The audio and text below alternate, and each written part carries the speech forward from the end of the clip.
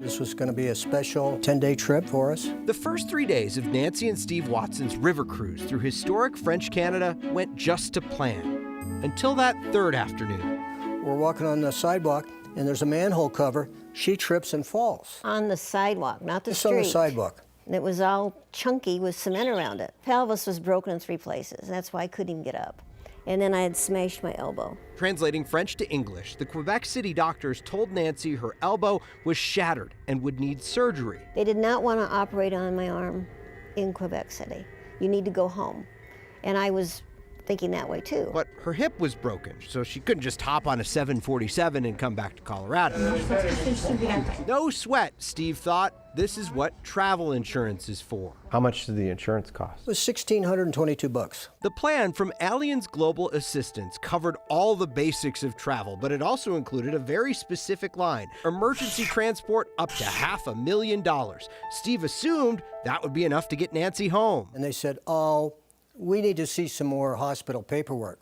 So we sent them hospital paperwork. His assumption was wrong. And so we're there Monday, Tuesday, Wednesday, Thursday night.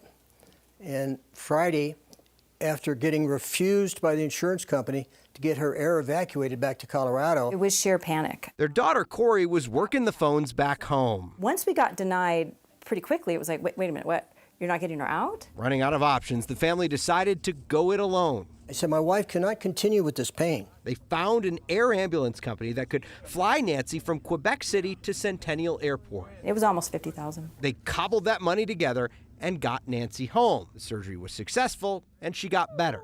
While she recovered, Steve and his daughters We have been drowning in paperwork. kept fighting with the insurance company. Out of the $47,000 that I submitted, they paid us $17,255. So they shorted us 30 grand. We talked with the Watsons back in May, after they'd been fighting for months. Are they writing checks they won't cash? Are they agreeing to do something and then they're not doing it? Then Steve on Your Side went to work, asking Allianz why the policy didn't cover Nancy's transport.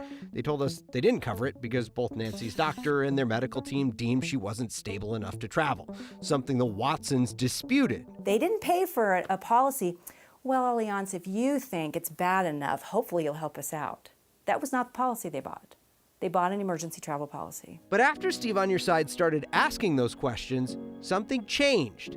The Watsons sent us a short email telling us only that their claim was satisfactorily resolved. That's it. I circled back with the company to see what changed. They would only say the claim was resolved. Does that sound familiar?